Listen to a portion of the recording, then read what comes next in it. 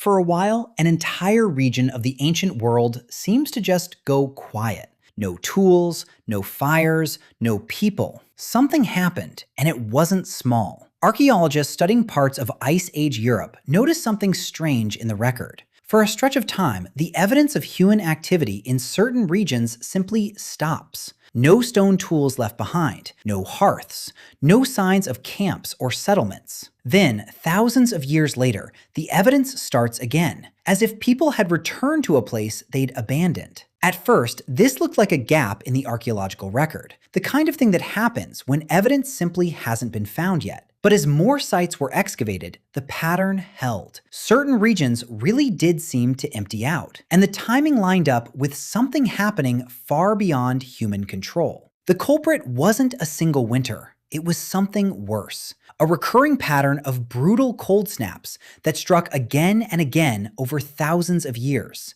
each one dragging global temperatures down and burying huge parts of the world in ice and silence. Climate scientists call these events Heinrich Events, named after the researcher who first identified them in ocean sediment. During these periods, massive chunks of ice broke off from glaciers and drifted into the North Atlantic, dumping enormous volumes of fresh water into the ocean. That fresh water disrupted ocean currents that normally carry warmth around the planet. And when those currents faltered, temperatures in Europe and beyond plummeted, sometimes by several degrees, for centuries at a time. Here's how researchers actually found evidence of this, because it's a genuinely clever piece of detective work. Scientists drilling into the seafloor of the North Atlantic pulled up long cylinders of sediment called ice cores and ocean cores, layered like tree rings, each layer representing a slice of time. Within specific layers, researchers found unusual bands of rock fragments, debris that could only have been carried out to sea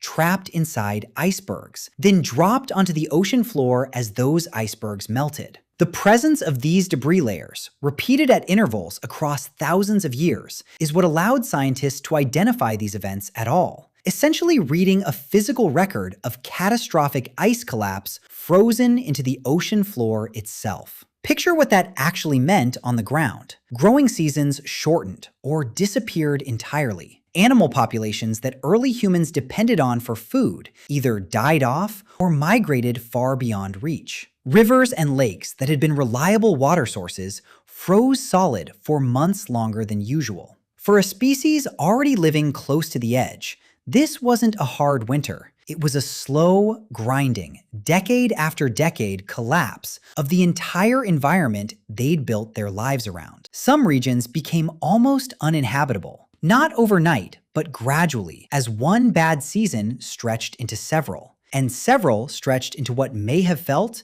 to the people living through it, like the world had simply stopped working the way it used to. This is where the archaeological silence starts to make sense. If a region became too cold, too dry, too empty of food for too long, the people living there had exactly two options: adapt in place or leave. Genetic evidence backs up the idea that many chose the second option. Studies of ancient human DNA show signs of population bottlenecks during these harsh, cold periods. Moments where the genetic diversity of European populations dropped sharply, consistent with large numbers of people dying off or being pushed into small, isolated pockets of survivable land. Researchers believe these pockets, sometimes called refugia, were the key to making it through. Southern regions, protected valleys, areas near coastlines that stayed slightly warmer than the interior. These became crowded lifeboats, where surviving groups clustered together while the rest of the landscape became lethal. One of the best documented examples sits in what is now northern Spain, in a cluster of valleys near the Cantabrian coast. Excavations at sites in this region show something remarkable. While surrounding areas of Europe show long stretches with little to no evidence of human presence, sites here show continuous, unbroken habitation straight through the coldest periods. Researchers believe the combination of coastal access to marine food sources, milder microclimates created by the surrounding mountains, and river valleys that stayed partially unfrozen made this one of the rare places in Ice Age Europe where life never fully stopped.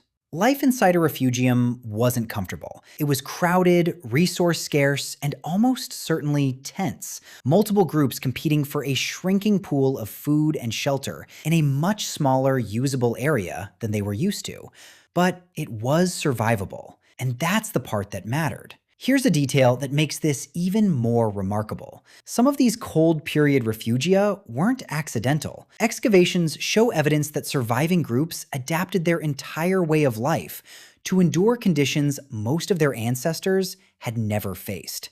Deeper, better insulated shelters, more efficient use of fire, with hearths designed to retain heat rather than just produce it. Increased reliance on stored food, meaning groups had to plan and preserve resources across entire seasons, rather than living hand to mouth. Clothing technology also appears to have advanced significantly during these periods. Bone needles, found at sites dating to these harsh, cold stretches, suggest tailored, layered clothing, rather than simple, draped hides, a shift that would have made an enormous difference in a person's ability to survive prolonged, brutal cold. None of this happened because someone had a brilliant idea in a single moment. It happened because entire populations who failed to adapt didn't survive to pass on what they knew. What we're really looking at in the archaeological record is the accumulated result of thousands of individual choices and innovations, refined generation after generation, under the harshest possible pressure.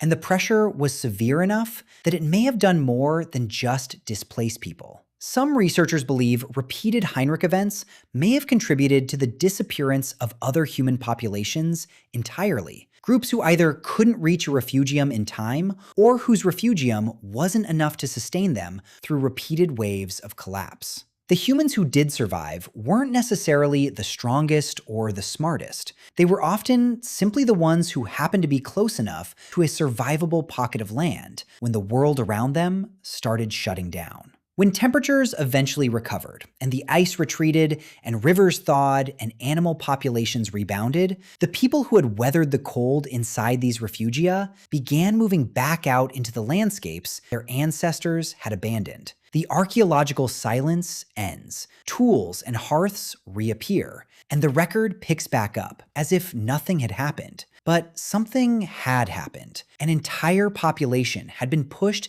to the edge of survival, forced into crowded pockets of livable land, and had endured through sheer adaptability until the world became livable again. It's worth sitting with what this actually means for how we think about human history. We tend to imagine the past as a slow, steady climb. Humans gradually getting better at surviving, decade after decade, in an unbroken line of progress. But the reality, at least during these repeated cold catastrophes, looks more like a series of near misses. Populations pushed to the brink, squeezed into smaller and smaller pockets of survivable land, holding on by threads that could have easily snapped. We don't know exactly how close any single one of these events came to erasing entire populations for good, but the pattern is clear enough to take seriously. Somewhere in Ice Age Europe, more than once, the difference between a group of humans surviving into the next generation and disappearing from the archaeological record entirely may have come down to whether they found the right pocket of land at the right time before the cold closed in completely.